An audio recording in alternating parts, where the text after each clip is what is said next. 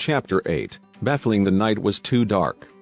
With more than 10 meters between them, Lu Shu could not make out what the other party looked like but could feel, from their contracted muscles and standing postures, that they were hostile. He felt as if anyone could be easily hurt by the other party at any time. However, he could see that the two guys were clad in black coats. The cold atmosphere in the intense winter felt lifeless. The other party seemed unsure of who Lu Shu was as well. A person standing on the rooftop in the middle of the night. It seemed really unusual. After contemplating for a moment, Lu Shu decided to climb down the ladder. After all, the other party seemed quite strong, and jumping on the rooftop in the middle of the night seemed extremely weird, and the most important thing was the black coats. This triggered Lu Shu to think. Although numerous people wore black coats, bumping into it again in this sort of scenario, he couldn't help but think of the encounter from that afternoon. Not expecting such a reaction from Lu Shu, the other party was stunned for a moment. It was impossible not to fear. Lu Shu felt troubled. From his birth till now, the closest he found himself to that weird world was only just.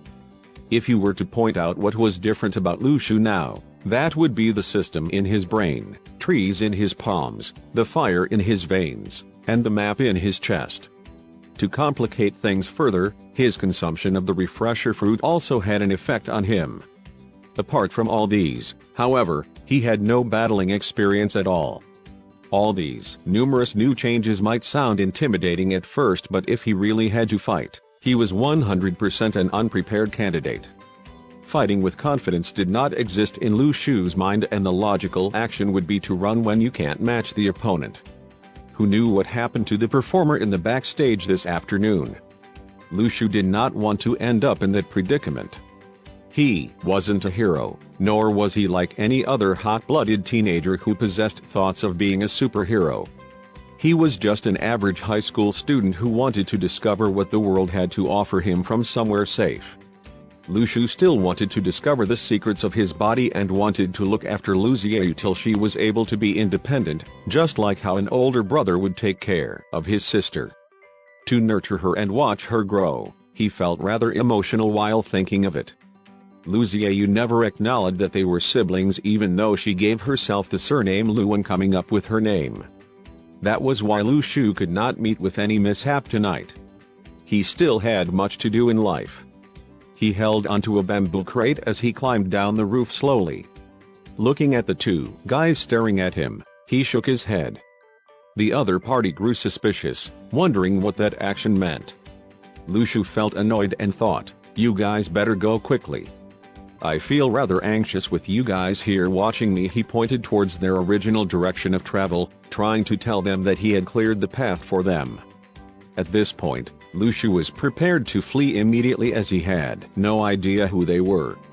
The numbers of mysterious occurrences tonight was countless, and Lu Shu felt that he could not keep up with the tempo of how quickly things were evolving. First, it was a flame burning through the skies of Luocheng, then it was meeting the black coats, who were from this afternoon, right here. Although Lu Shu had made way, the problem was that the other party seemed like they did not want to let things go so easily. They stepped towards Lu Shu slowly and cautiously, leaping over two rooftops swiftly and consecutively. In the dark sky, the moonlight gave the snow-covered rooftop a silver hue. Soft sounds echoed from stepping on the snow, while the footprints left behind were black and looked especially ominous. Speaking of which, could these people have anything to do with the fire? Lu Shu thought of how the other party appeared and came to realize that they might be fleeing for their lives. "Who are you?" One of the guys on the rooftop looked down at Lu Shu. His big black coat drifting in the howling wind flapped loudly. "I stay here, who are you guys?" The two men on the rooftop studied Lu Shu with their eyes. "What are you doing on the rooftop in the middle of the night?"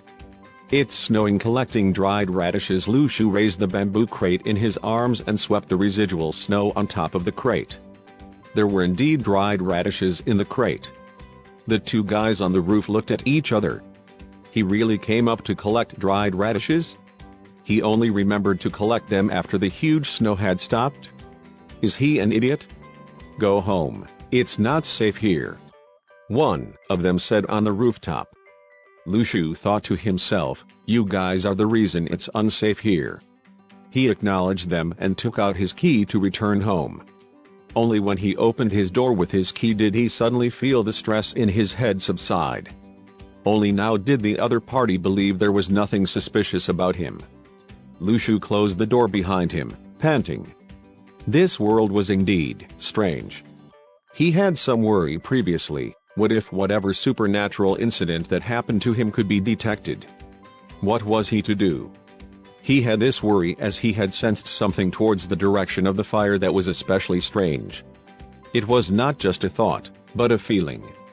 A feeling of an actual thing which existed. His heart's white flame beat continuously and the map swirled mysteriously. If he was detected or found out, he probably would not escape the fate of being brought away. However, as things were, the aggressors did not have such detection abilities. Whatever happened to his body, they probably could not sense or detect it. In the process of these two encounters, Lu Shu felt that the other party, the aggressors, were definitely suspicious. But it seemed like they were not the type to harm the innocent.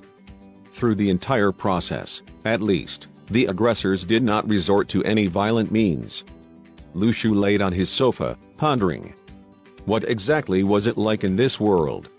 Meanwhile, the two men who were moving swiftly away had some soft exchanges. "You sure there's no problem with that guy?" "No waves felt, he's normal." "Good." "Lu Shu, who were you talking to outside?" Lu Xiaoyu said while dragging her slippers on the way out of her room. Lu Shu did not know how to explain what had happened to her. After all, he didn't have a chance to even tell Lu Xiaoyu of all the weird occurrences which happened to himself. He wanted to tell her everything when the time was right, to at least let her know that he was no longer a normal person and that she should regard him with more respect. He had no idea whether this system had other abilities, and it would be good if there was something relevant to Lu Xiaoyu. Just when Lu Shu was wondering how to respond to Lu Xiaoyu, a thud came from the yard outside their house, as if something heavy landed on the ground. Lu Shu turned his head around. There were too many weird happenings tonight, and he had every reason to worry.